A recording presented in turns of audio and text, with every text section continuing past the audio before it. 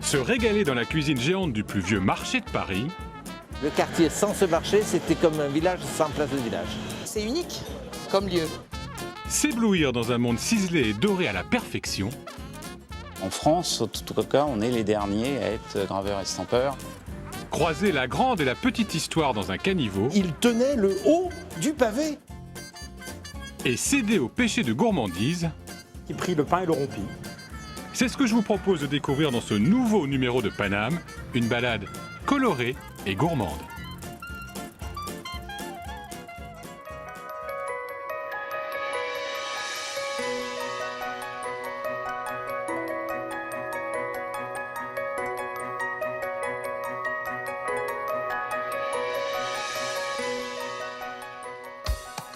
Je vous emmène aujourd'hui pour une promenade en plein cœur du Marais, du côté de la rue Charlot. Cette artère commerçante entre la rue des Quatre-Fils et le boulevard du Temple accueille l'un des marchés les plus originaux de la capitale, celui des Enfants Rouges. On y vient pour faire ses courses, mais surtout pour y déguster des cuisines du monde entier dans une ambiance joyeuse. Par l'odeur alléchée, je n'ai pas pu résister. Bonjour, Bonjour, bienvenue. merci. Ça va? Très bien, Ça sent bon chez vous? merci. Qu'est-ce qu'on mange? Bon, plein de bonnes choses, spécialité afro-caribéenne. Vous avez une proposition d'assiette corosol, assiette du soleil. Vous avez un assortiment, pâté de crabe, cabillaud, poireaux, saucisses à crabe, brochette banane, plantain, etc. Voilà. Ici c'est affrontillé, Affrontier. là c'est japonais, Exactement. là-bas c'est quoi? Italien, vous avez marocain, libanais, marché C'est un du rest- monde. Bah oui, c'est un restaurant géant maintenant les Enfants Rouges. Ah, c'est plus un marché, c'est devenu un restaurant géant, exactement. Et ils sont où les primeurs, les marchands des 4 saisons? Ça se perd, hein. Il y en a encore un ou deux, mais voilà, ils sont passés vraiment en minorité par rapport au restaurant. Pourquoi vous êtes venu ici? Parce que c'est unique comme lieu. Eh, c'est unique à Exceptionnel. Paris? C'est unique à Paris, c'est le seul marché que vous allez voir comme ça, avec des spécialités du monde, très visité, des touristes, des Parisiens, etc. Et ça marche tous les jours comme ça? Tous les jours, sauf le lundi, midi pour le déjeuner. Uniquement le midi, pas le soir. Uniquement Le soir le c'est midi. fermé. Pour l'instant, c'est fermé. On espère un jour réussir à ouvrir le soir aussi. Mais j'aimerais bien goûter un petit truc quand même là. Ouais. Ça sent bon chez vous. Ah, alors ça ce sont les acras maison. Voilà, c'est les petits acras de morue maison. Avec la petite sauce chien, citron vert, piment fines herbes. Ah oui, ouais, c'est bon. C'est relevé ça. Hein. Ah bah oui, la sauce chien, comme dans les Caraïbes.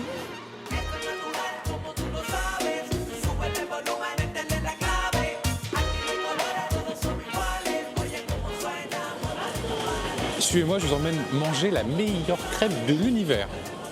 Allez. Bonjour Monsieur Miam Miam. Je Bonjour. voudrais cette petite crêpe là qui ressemble à rien. The best sweet crepe in the universe. Ben, je vais voir ça. Tu vas le voir. À quoi? Au sucre. Ah, citron. une vraie crêpe comme ça, sucrée. Bio, hein. Farine bio, beurre bio, lait bio. Tout.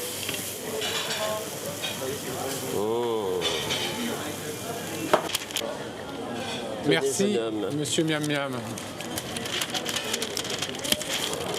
Mange pas de papier. J'adore parce que c'est comme les crêpes que je faisais chez ma grand-mère. Avec du lait de vache. Qui sortait vraiment du lait de vache. De la vache. Et ma grand-mère, elle est encore plus forte, elle les faisait dans la cheminée. Ah ouais. Top, vraiment la meilleure de l'univers. Thank you, sir. Merci monsieur. Alors, je peux vous dire que c'est une petite merveille. C'est comme les crêpes de ma grand-mère. J'adore ça. Il a l'air content, hein.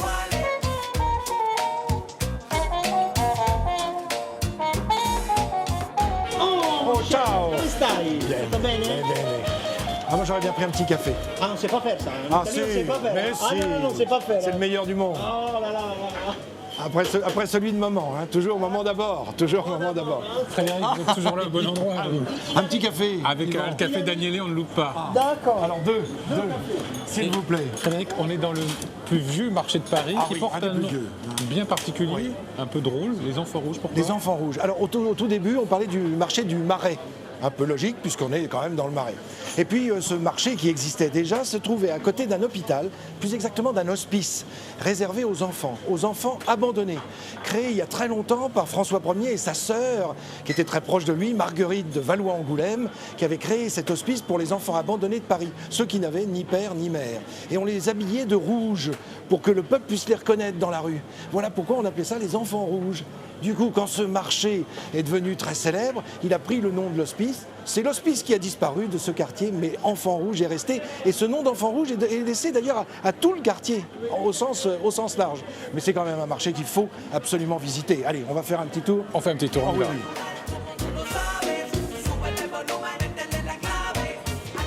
Alors Frédéric, à l'époque d'Henri IV, l'endroit ici, ça a failli être une grande place de France. Ah oui, on a failli construire une place qu'on aurait appelée Place de France, justement. Il faut dire que c'était un bâtisseur, Henri IV. Henri IV avait envie de révolutionner un peu Paris. Fini les petites rues moyenâgeuses, très étroites. Il voulait des avenues, des rues un peu plus grandes. C'était un peu le Haussmann avant son temps. Alors il avait créé des places déjà, Place Dauphine. Il avait créé la place des Vosges, c'est à lui qu'on le doit.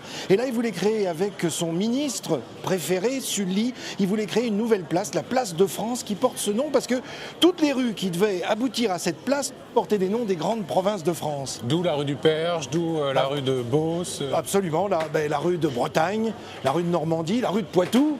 Et pourquoi ça n'a pas vu le jour? Alors ça avait été réfléchi en 1608, et je vous le donne en 1610, 2 ans après. Henri IV est assassiné par Ravaillac, en plein Paris. Dans une rue de Paris. Dans une rue de Paris, rue de la Ferronnerie, dans le 1er arrondissement. Mais ça, c'est une autre histoire. En attendant, revenons un instant sur l'histoire récente du marché des Enfants Rouges. Ce lieu unique a bien failli disparaître dans les années 90. Il a survécu grâce à la forte mobilisation des habitants du quartier.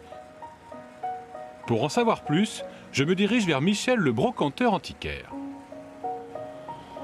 Bonjour Michel. Bonjour. Vous avez une vue imprenable vous, sur le marché des Enfants Rouges. Vous c'est mon contrôlez domaine. les entrées et les sorties. C'est chez votre- moi, le marché. Ah oui, c'est votre domaine. Oui, parce que j'ai été très longtemps président de ce marché. Et vous êtes battu aussi pour ce marché.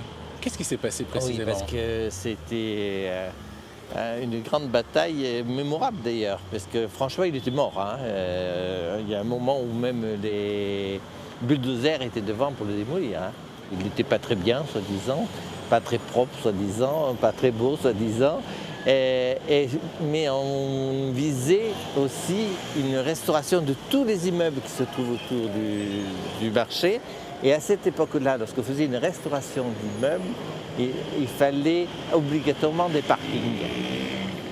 Donc il n'y avait qu'un endroit pour faire des parkings. C'était dans le marché. Ah oui, ça a été Donc une vous êtes grande mis bataille. face au bulldozer, vous avez dit passe. Et voilà, on y a passé des nuits et notamment des matinées parce que c'était très drôle. On avait lancé un petit déjeuner à tous les gens du 3e qui venaient dès 6 h du matin. Pour moi, le quartier sans ce marché, c'était comme un village sans place de village. Voilà.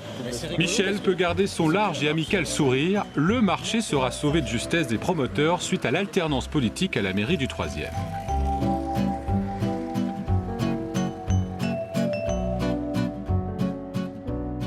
Je poursuis l'exploration de la rue Charlot au numéro 23, dans le somptueux hôtel particulier La Garde. Cette vieille bâtisse du 17e abrite l'une des dernières entreprises encore en activité dans le quartier. Les établissements Richard, spécialisés dans la construction de parasols et de barnums.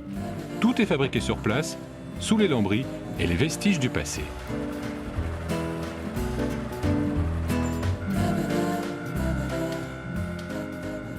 Il n'y a rien qu'à bouger ici. Ah, c'est comme, Voilà, donc je vous comme au présente. 18e. C'est quelle époque exactement ici? Alors, l'immeuble est 1649 et les derniers embellissements intérieurs sont 1763, c'est-à-dire Marie-Antoinette. Et on est en plein style Marie-Antoinette. Là-bas, vous voyez, le trumeau et le mascaron du trumeau glorifie la moisson. Là, la vendange. Là, vous avez une petite frise qui est vraiment très gentille, très originale, avec les petits anges, l'eau, les petits chiens, les oiseaux exotiques. On est en plein naturiste, libertin, enfin voilà. Et c'est vrai que les embellissements intérieurs de Marie-Antoinette, il n'en est pas resté tant que ça. C'est votre grand-père qui avait trouvé le lieu? Non, c'est mon père qui a réuni deux activités, celle de mon grand-père qui était charron, au 23 rue Charlot, et la sienne, qui était de fabriquer des tentes de camping, au 18 rue Charlot. Et quand son père est parti en retraite, il a réuni les deux activités ici en 1954, développant le matériel des halles, avec les parasols, les barnums, puis les grands barnums, puis les premières tentes de réception, etc. Par Bah, exemple, ça, c'est une toile qui va servir à quoi précisément? Alors oui, ah bah ça, là on est en jonction avec le lieu, puisque l'immeuble a été construit sous Louis XIV, et là on est en train de faire une tente style Louis XIV, pour un tournage d'une série télévision qui va sortir dans un an environ.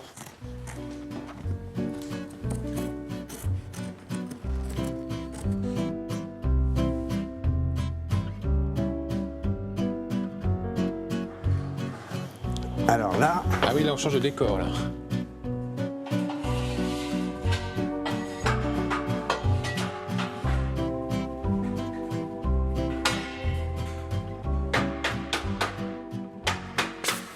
Il date de quelle époque, ce bâtiment?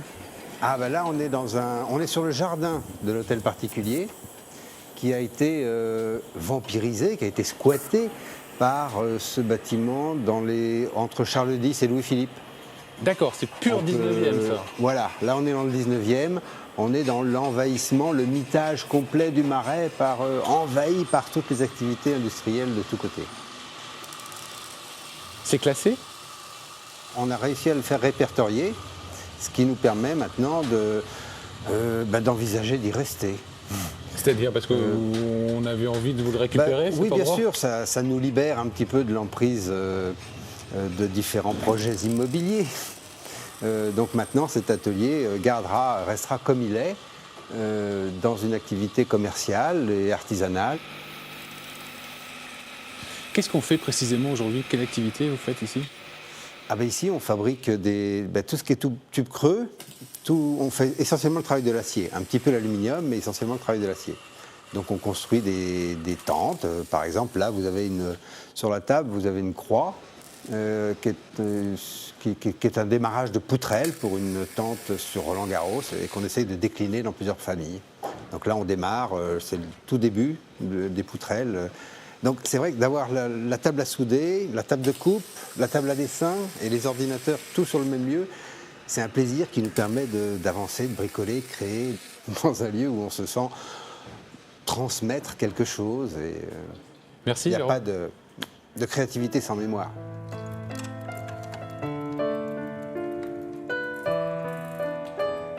Dans la rue Charlot, on ne compte plus les résidences remarquables. Ce quartier riche en patrimoine recèle de nombreuses surprises.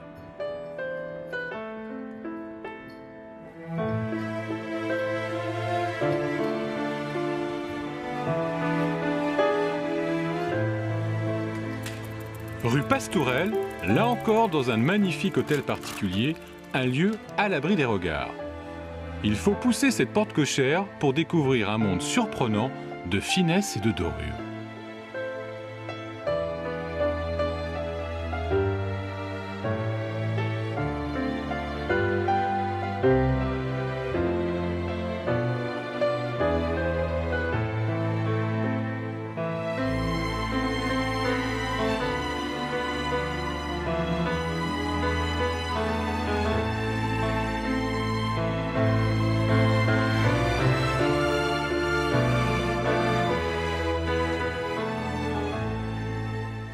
Bonjour, est-ce que je peux vous aider? Ah ben je veux bien parce que j'étais venu avec une idée précise, mais il y a tellement de choses chez vous que je ne sais plus où donner de la tête. C'est un petit peu le cas en général, oui. Nos clients viennent avec des idées préconçues, ils veulent faire un bijou par exemple avec une libellule et puis ils se disent « Ah mais finalement c'est pas si mal avec un papillon ». Et donc voilà, ils changent d'avis et puis des fois ils passent la journée. C'est quoi précisément? Quel est votre métier exactement? Qu'est-ce que vous faites? Alors le métier c'est l'estampage, donc c'est de la frappe à froid de pièces en cuivre sur de l'acier qui est trempé et qui a été gravé précédemment. Qui vous donne un peu tous ces motifs. Ça veut dire qu'il y a combien de références chez vous? On a 120 000 modèles différents. C'est un savoir-faire unique. C'est un savoir-faire qui existe en France. En tout cas, on est les derniers à être graveurs et estampeurs. Les autres ont quelques collections, mais la plupart du temps, c'est nous qui les fabriquons parce qu'ils n'ont plus toutes les machines qui leur permettent de fabriquer. Et on demande un minimum de 300 pièces pour lancer une fabrication. Mais sinon, on peut acheter une petite pièce unique pour soi. Non. Ah. On s'adresse qu'à des professionnels. Donc, D'accord. Alors, qui sont justement les professionnels qui alors, viennent les chez vous? professionnels, ce sont des fabricants de bijouterie, fantaisie, qui font donc de la bijouterie à partir de pièces en cuivre. Alors, on fait aussi des boutons pour l'armée, on équipe principalement la marine, et puis on fait des rosaces pour les meubles, des meubles de style. On fait également plein de décors, on fait du souvenir, on a des tours Eiffel, on a... Janvier Gruson-Prat, c'est d'abord une histoire de famille depuis sa création en 1840. Maurice y travaille depuis son enfance. Avec les dessins qui étaient faits à la plume. Il a exhumé pour nous les archives de la vénérable maison, des documents qui rassemblent la mémoire et le savoir-faire de l'entreprise. Vous avez vu quand le cuivre coûtait 2 francs. Vous venez tous les jours ici, depuis 1945. Oui. C'est votre vraie maison ici. Oui, on peut dire, oui. Et vous avez transmis votre passion à votre fils? Ben oui, quand même. Oui, oui, parce que déjà petit, il venait aux expositions, etc. C'est vrai. Et puis pendant les vacances d'été, on venait dans les réserves pour faire du rangement. En tout, ces 120 000 modèles, vous avez tout mis ici? Oui. Tout est là. C'est ici. Tout le stock est là, avec le sous-sol. Le sous-sol qui est une autre caverne d'Ali Baba. Exactement. Voilà. Donc là, on a parlé de la collection Janvier. Là, par exemple, vous avez des hirondelles, vous avez... Et puis ici, vous avez donc les galeries qui servent de support pour les bustes. Voilà, donc là, vous avez tout ce qui est écusson, donc qui a servi aux souvenirs. On a toutes les armes de toutes les villes de France. Je veux celle d'Angoulême. Ah oui, on l'a, mais il faut que je retrouve le numéro. Non, là, j'ai pas alors comme celle ça. de Paris. Ah non, mais j'ai pas le numéro en tête. Ah bah c'est trop facile. Ah ça. bah Vous oui, connaissez mais- pas votre maison alors.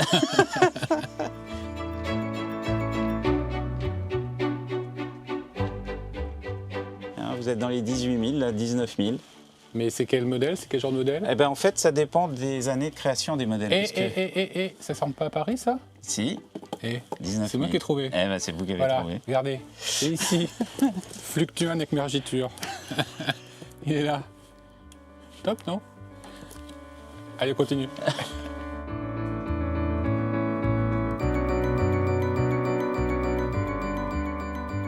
Ça, c'est quoi? C'est des morceaux pour quoi? Alors, ça c'est des boucles. Ah, des boucles, Des pour boucles les... de chaussures ou des boucles de ceinture. Waouh, c'est magnifique ça. Là, vous avez des ciseaux, vous avez des fusils, vous avez... Voilà, vous avez Tout ce qu'on veut, on peut trouver chez vous. coccinelles, vous avez des fleurs de lys. Là, c'est vraiment le savoir-faire de la maison. Oui, ça, c'est vraiment ce qu'est le filigrane et sa finesse. C'est de la dentelle de métal, en fait. Ça, c'est vraiment la technique de l'estampage. Ah, Frédéric, il est magnifique cet hôtel de Sabrance. ça m'étonne pas. Et c'est pas le seul, il y en a plein dans le quartier. Ah Comment vous expliquez que ces hôtels, à un moment, aient été investis par les artisans qui sont devenus des ateliers, des entrepôts? Qu'est-ce qui s'est passé exactement? Alors, en fait, on doit ça à la période de la Révolution. Tous ces grands hôtels ont été construits au XVIIe siècle. Donc quand arrive la Révolution, que font les bourgeois, l'aristocratie, les nobles? Ils partent, c'est l'immigration, ils quittent la France. Du coup, ils laissent à l'abandon leurs hôtels particuliers qui vont être pris en charge par des artisans qui existent déjà dans le quartier depuis fort longtemps et ils vont installer leurs ateliers. Alors Frédéric, on emprunte la ruelle Sourdy qui est à 2 pas de la rue Charlot. C'est une rue typique du Moyen-Âge, il n'y en a plus beaucoup des comme ça. Ah non, sans doute pas. D'abord, il faut regarder un petit peu, on peut regarder par-dessus nos têtes. On s'aperçoit que le rez-de-chaussée est assez large, enfin à la rue, et plus on monte dans les étages, plus ça se rapproche. Plus on construit en encorbellement. C'est-à-dire qu'on gagne sur la rue pour essayer d'avoir des pièces un petit peu plus grandes. D'ailleurs, c'est ce qui causait énormément d'incendies au Moyen-Âge, puisque ça passait d'un les côté flammes passaient à de l'autre l'autre, côté. absolument, d'un côté à l'autre de la rue. Alors ça, c'était très dangereux. Et puis, il y a la rue en elle-même. Oui, qui est Regardez, particulière. ben oui, elle est incurvée. D'habitude, nous, c'est arrondi, les rues et les routes sont légèrement bosselées, parce que l'eau ruisselle dessus et va couler dans les caniveaux. Au Moyen-Âge, on décide de faire l'inverse, c'est-à-dire qu'on laisse l'eau venir vers le milieu, parce qu'on déverse toutes ces eaux sales. Ah oui, on balance comme ça par la fenêtre. Et puis il fallait se planquer Oui, il parce fallait que se mettre, sur le on côté. prévenait plus ou moins. Donc en fait, on se faisait largement éclabousser quand on passait en bas dans la ruelle, là au centre. Donc les gens les plus aisés, les gens les plus riches qui avaient de jolies robes ou de beaux costumes, marchaient le long des murs. Donc ils marchaient, ils tenaient le haut du pavé puisqu'ils étaient sur les Ah, extérieurs. l'expression vient de là. L'expression vient de là. Donc les gens les plus riches pouvaient marcher sur les bords de trottoirs. Et comme moi je suis un gueux, je vais marcher dans les caniveaux. Oh bah je vous suis, alors moi j'adore ça. Allez, hop. Ah, vive les gueux!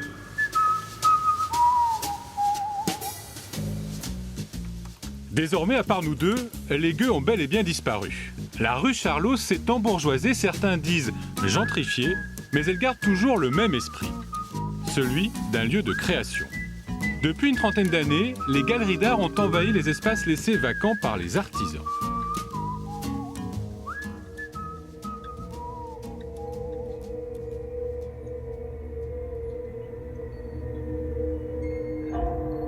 La galerie Denise René, spécialisée dans l'art cinétique, a été l'une des pionnières.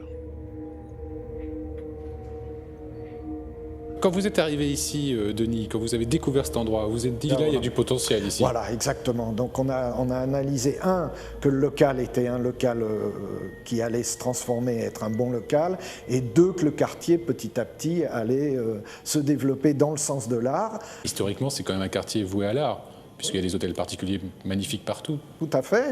Il y avait le potentiel, il y avait tout ce qu'il fallait pour que ça marche. Oui, et puis il y avait déjà quelques galeries d'art. Je veux dire, on n'est pas les premiers qui avons inauguré le quartier. Disons qu'on l'a renforcé. Et ici, pour l'instant, il y a quelque chose de pas mal entre le design, la mode, les galeries. Je veux dire, il y a un bon équilibre. Et oui, aujourd'hui, quand on se promène rue Charlot, on est surtout frappé par le nombre de boutiques de créateurs. Des ateliers où l'on fabrique des produits d'exception pour une clientèle internationale avertie. Vincent et Yves ont ouvert leur boutique il y a quelques années.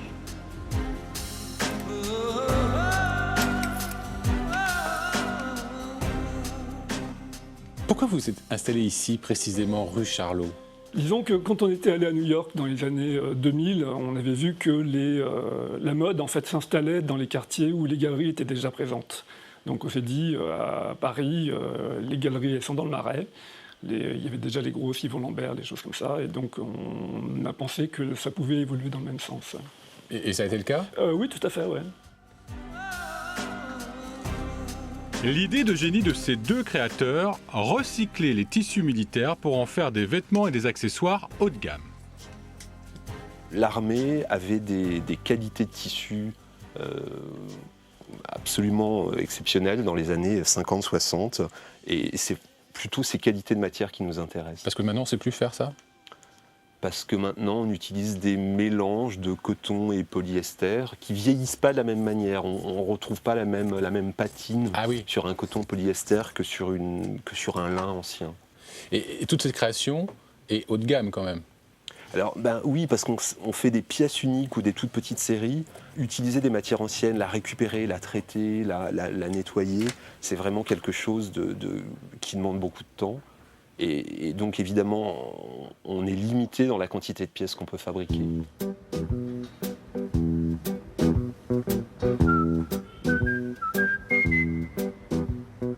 Un peu plus bas dans la rue, il y a un endroit unique qu'il ne faut pas rater si vous avez un petit creux. La boutique de Solo. Le paradis des amateurs de jambon. Bonjour. Le propriétaire est un inconditionnel depuis sa petite enfance. Aujourd'hui, il déniche les éleveurs qui lui assurent une qualité exceptionnelle de ses produits. De la charcuterie haut de gamme, comme le Bellota Bellota, la star des jambons espagnols. Solo est aussi l'inventeur du plus surprenant des sandwichs parisiens. Bonjour. C'est quoi ces trucs? Alors ce truc c'est notre petit secret. C'est ce qu'on appelle le rompi. Spécialité maison. Spécialité maison. Ça fait combien de centimètres ça? Ça il faut compter à peu près 1,20 m. Une baguette d'1,20 m. Alors après vous en faites quoi? Vous la coupez en deux? Alors on la coupe en deux, oui, comme un sandwich normal. Et là le clou c'est de faire tester dans une seule baguette comme ça pratiquement que des jambons crus de différentes sortes. Et donc ça vous fait une explosion dans la bouche puisque les goûts diffèrent d'un centimètre à un autre. Et pourquoi le rompi? Je pense que c'est simple parce que je suis parti de l'idée qu'une image religieuse en disant qu'il prit le pain et le rompit. Bon, on peut le rompre? On peut le rompre. On y va? On y va, on peut mettre par terre, c'est pas grave? On goûte? Très bien, super. Allez, on est parti. Hop là. Et on se partage donc, à la vôtre. À la vôtre.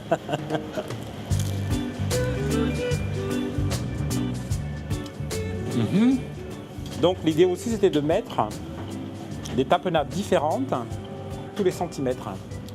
C'est-à-dire que tout le monde pouvait prendre un petit morceau à sa guise et le déguster. Tu vois, c'est super bon. Merci Solo. Il est temps pour moi de quitter cette rue Charlot, une rue où l'on continue de créer et de produire dans un patrimoine exceptionnel, une rue où le bon goût est à chaque pas de porte. Courez-y, vous serez comblés. N'hésitez pas à nous retrouver sur le site de France 3 Paris et sur les réseaux sociaux. À la semaine prochaine pour un nouveau numéro de Paname. Live it like it was your last. Chill out, stay cool, relax, let go.